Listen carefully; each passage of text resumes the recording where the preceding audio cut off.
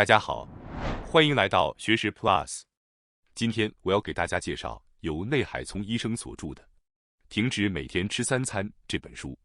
今天视频的内容包括以下3个部分：第一，一日3餐是疾病的根源；第二，热量超标但营养不足的现代人；第三，真正有益健康的食材是什么？首先是第一部分，一日3餐是疾病的根源。这本书开宗明义地指出，现代社会习以为常的一日3餐，其实是一种过量饮食的习惯，而这正是导致各种疾病加速衰老的根本原因。作者强调，真正健康的饮食方式应当是少量、优质、愉快的进食，而非机械的一日3餐，不问分量、不看内容的进食。书中还介绍了断食的好处、食材的选择方法，以及健康烹饪的技巧，并用浅显易懂的方式进行整理总结。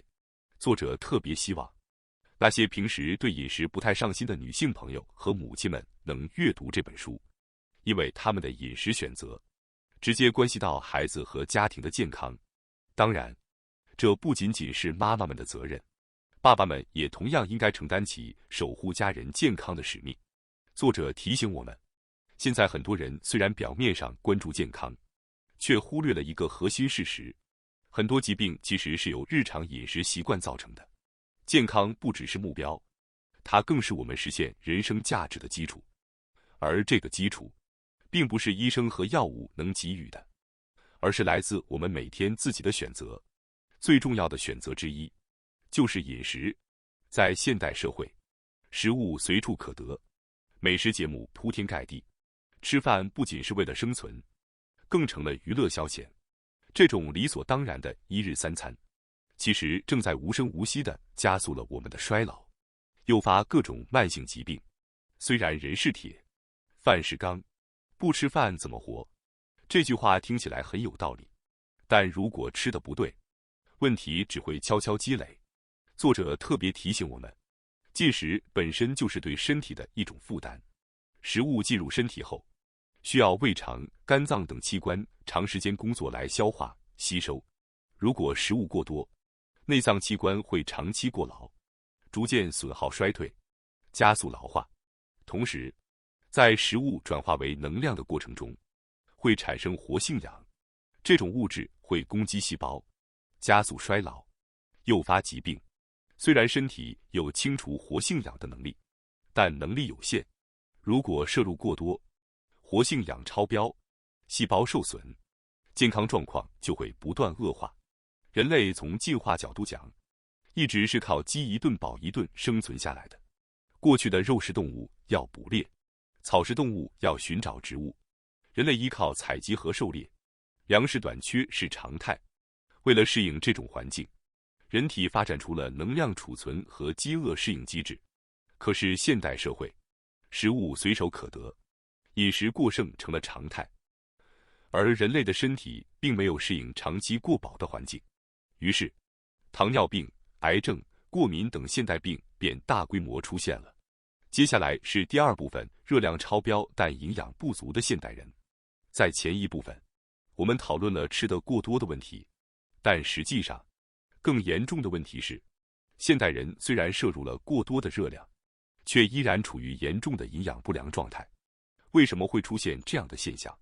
原因在于，我们摄取的大部分食物，虽然热量充足甚至超标，但却缺乏真正对身体有益的营养。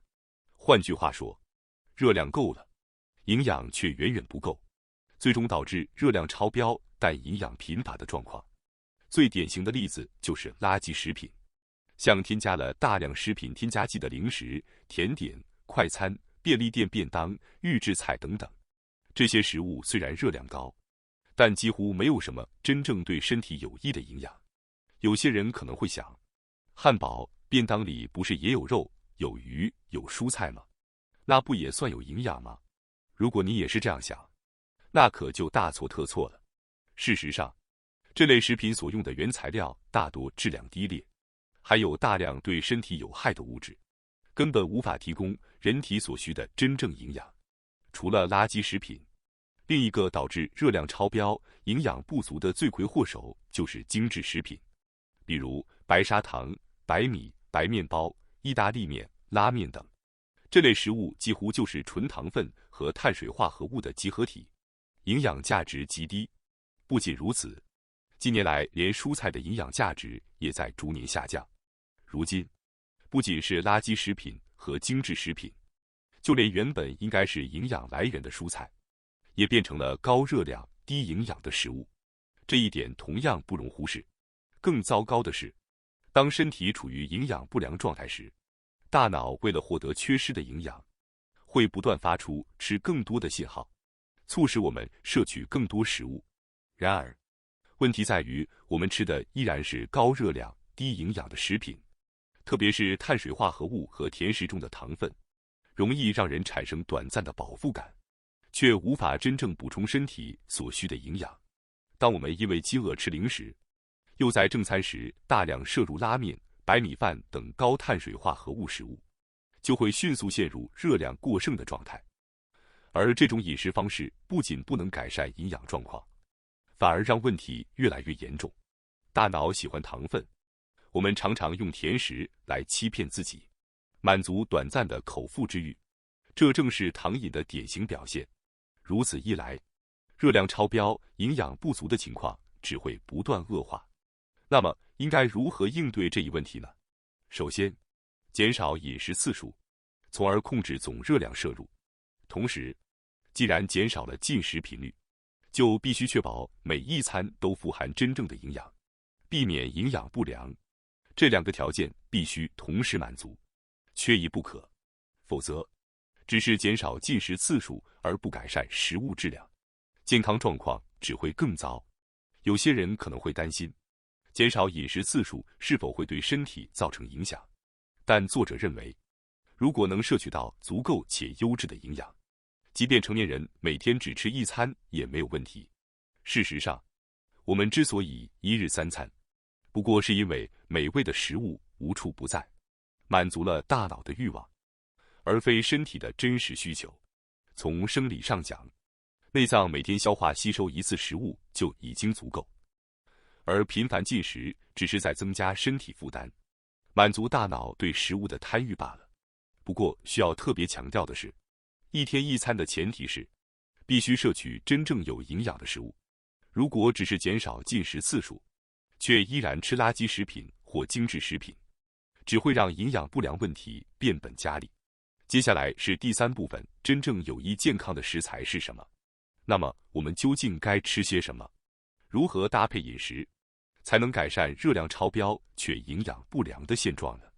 作者认为，最合理的饮食原则就是杂食，无论是糙米、发酵食品，还是肉类、鱼类、蔬菜，都应该根据自己的体质和需求，合理搭配食材。食材种类越丰富，质量越高，营养才越均衡，也才能真正摆脱现代饮食常见的问题。在坚持杂食的基础上，作者提出了2大健康饮食理念。第一个理念是吃符合季节的食物，这不仅仅是为了美味，更重要的是健康价值。蔬菜、鱼类、谷物等食物，只有在适合的季节生长或捕捞，营养价值才最高。尤其在现代社会，应季食材还能有效减少农药、化肥等有害物质摄入的风险。相反，那些人为催熟、反季节种植的食物，通常为了保证产量和外观，不得不大量使用化学药剂，自然会增加对人体的负担。所以，尽量选择当季的新鲜食材，不仅更安全，营养也更丰富。第二个理念是吃完整的食物。所谓完整的食物，指的是未经高度加工、保留原有营养结构的全食物。比如，糙米的外层含有丰富维生素和矿物质，而白米被加工后只剩下碳水化合物。比起精致小麦制品，全麦面包、全麦意大利面中保留了更多膳食纤维、维生素和矿物质。在日本的传统饮食中，糙米就是最典型的全食物。现代人若能多选择这种天然、低加工的食材，便能有效避免热量高但营养空洞的问题。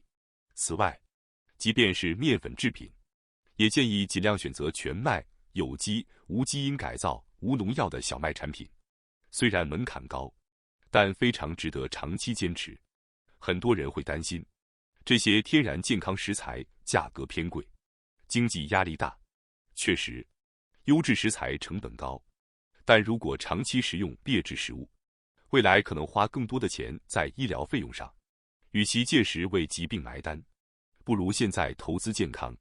另外，将每日3餐减为2餐，便能把节省下来的餐费转而投入到优质食材上。甚至有人实践1天1餐，在那一餐里选择高质量、营养丰富的天然食材，同样获得了更好的健康状态。当然，面对市面上一些打着健康旗号、价格虚高的产品，我们也要保持理性。如今网络发达，通过网购也能找到品质好、价格合理的天然食材，不必盲目跟风大品牌。